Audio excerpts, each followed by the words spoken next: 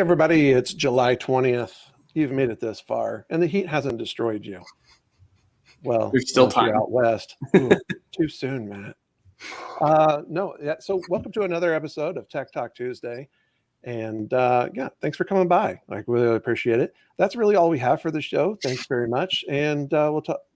Sorry, no, my producer's telling me, my invisible producer that I just made up is telling me we do have stories today.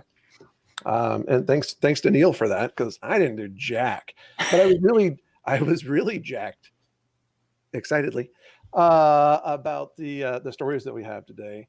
And thank you for putting this together. Neil, how are you doing today? I am tired, but I am great. Yes, it was a nice day. Running, right? Huh? You're back to running? I am back to running. I ran yesterday. I am sore as heck today, but yep, brighter days ahead. It'll stop being sore eventually, right? Yeah, that's what we have in common. I've been running away from responsibility, so it's like been going real well. So like we've always got that. Speaking of some people who are not running away from responsibility, I think you and I are both in love with this company. You got a story here from The Verge about Warby Parker. That's right. So I know everyone hates when they need to order new contacts or get new glasses because inevitably your prescription is expired and you need a new one. And it's kind of a pain in the butt sometimes to get into your optometrist. Well, Orbee has you covered here. For $15. You can get a new prescription in 24 to 48 hours with their iOS app. This is only for iOS. They do not currently have an Android app, which kind of sucks, but it's a great first start. The reason why that's the case is because they're actually taking advantage of a lot of the iPhone features that are come natively to developers, which is why that's the case. Android just doesn't give you quite as much there. But yeah, so if you're looking for new glasses and you need a prescription, Warby's got you covered here. They do want you to still go in and get an eye exam. This is not a replacement for that by any means. So please continue to go to an actual optometrist at least once a year to get your eyes checked for all of those nasty things that can creep up on you. But if you are purely just needing a prescription and you're out of contacts and you still have that optometrist visit on the calendar, this is a great option for you. No, that's awesome. I love things like this. Slowly they've been kind of like rolling out some neat stuff. The AR, like the ability to kind of try on glasses and stuff. I played around with that when I was looking for my readers, which I should have on right now, and I don't. I think that's really cool. It's neat to see, again, technology being leveraged in a very positive way, and also not in a gougy kind of way of like, trying to amp up prices and things like that. Because right, it always seems like that's the trend. So anytime they're kind of bringing that stuff kind of to everybody, I don't know, that was always kind of the promise, right? So it's neat to see that actually come to fruition. And are you a Warby Parker customer? I am, yes. Yeah, that's where my wife and I are. So yeah, I'm still a sucker for like the brick and mortar, like being able to go in and actually get my hands on them and stuff. But that's also a good experience. We are not getting sponsored by Warby Parker, just to be super clear. But there's an opportunity. But yeah, no, it's really cool. Did you also know that? So the last time I was in there, which has probably been 6 months ago, one of the changes that they had made, which I don't know when, was that they went to unisex for everything, like all their glasses. So there used to be like a men's wall and like a women's wall kind of thing, but now all their makes and everything are unisex, which I thought was like really awesome. So yeah, makes it a little easy to get in and out, but and it has nothing to do with the app, but it is definitely cool. Another day. Another article about spyware. I don't know, man. Like, so this was depressing. Again, I try not to live in a bubble where I think that, I'm on an iPhone and iPhones are like super secure and like no one's going to get me or whatever. But man, this was super depressing. There's a lot of phones being hacked. That's basically the crux of this, right? Yeah, so it appears that NSO, and if you who don't know who NSO are, they are a security group based out of Israel. They have a piece of software that is actually spyware that is called Pegasus. And so that's the spyware we're talking about here.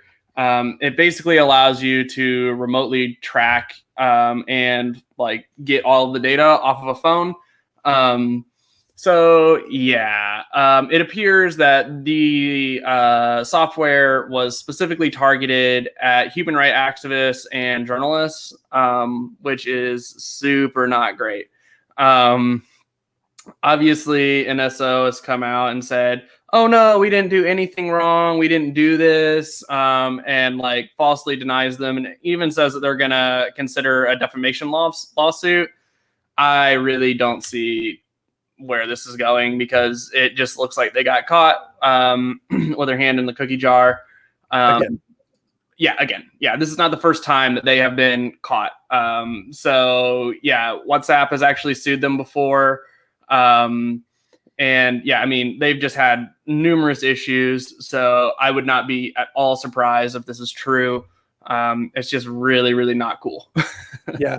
I mean, we know there's exploits and stuff, and like, we hear about them all the time, and there's constant patching to try to stay ahead of it. But it's just really more, again, it's easy to go, I'm not really like a journalist. I'm not really somebody who has to worry necessarily about, this kind of stuff. I'm not doing anything controversial, but, unchecked, right? Given the opportunity, right? If you're a target of opportunity, then you never know what the dragnet will bring in, right? And when you might get linked to something that you really had nothing. Oh, well, and there goes Matt. So yeah, let's keep the show rolling. The next one, I promise, is not anywhere near as depressing as the others. So let me go ahead and get this all hooked up for everybody. Yeah, so here we go. So the next thing that we're going to talk about is Valve finally announcing that they are going to release their handheld, which is the Steam Deck, which is super cool. They've been waiting to announce this for a long time, so I'm really excited that this is finally announced. So you're obviously looking at an image here. It looks very similar to a Switch, which is very intentional. The announcement time is also very intentional, as Switch just announced its new level, and they just started reservations for that. But yeah, so there are 3 different levels of the Steam Deck. The first one is right around $400. The next one is $530, and then the beefiest model that you can get is $650. So yeah, I mean, if you kind of look through here, you can see that it has a lot of really cool things as far as like its hardware, and you can actually extend its memory with a micro SSD. So that is super dope. You can kind of see here all of the controller buttons, which is just absolutely crazy how many they have on here. Like, I don't know how you're going to be able to keep track of all of these things. That's a lot. I'm sure that that somebody will figure it out. So that's cool, though. I mean, I think that's a good point, right? I think everybody saw the Switch was coming, and they went, this is either going to like be terrible or not. And the Switch has definitely proven itself, right? So that form factor, it turns out there is a market for it. So I don't know. This will be interesting to see.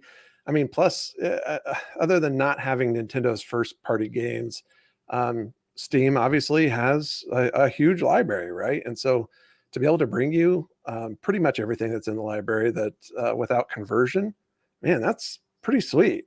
Yeah, so that's the biggest piece here for me is that like it is running like Steam iOS or OS, which is their own proprietary Linux-based OS, but it actually has a compatibility layer that allows Windows-based games to run on it without requiring developers to actually port them to a Steam Deck, which is so freaking smart. Like, so smart that they invested in that.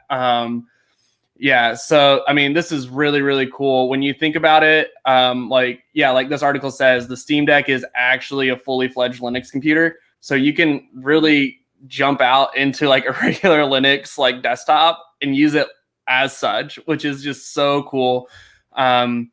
Yeah, this is really neat. I'll be interested to see how this does.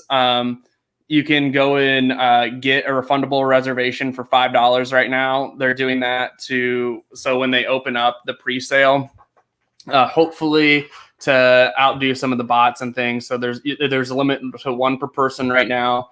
But yeah, this is really cool. If you are looking for a handheld and you have a Switch or Switch just didn't do it for you, I would definitely take a look at the Steam Deck. It is a great option for you.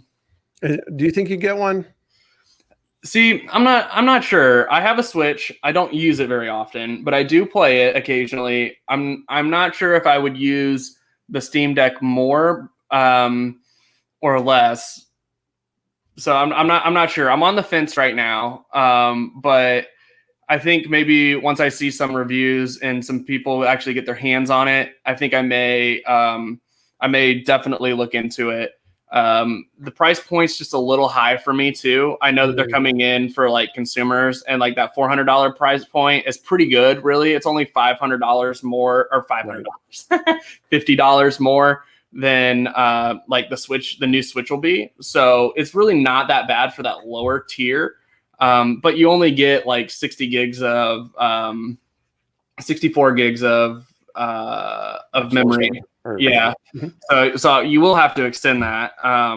But again, I'll have to wait and see. We'll have to see. Valve's had some things come out that just like haven't done it. So I'm definitely going to wait and see on this, but it is something that I am excited about for sure. Yeah, well, I guess on the trend of things that people are excited about, and also things that just didn't quite make it, is Microsoft talking about the threatened to resurrect Clippy as an Office emoji.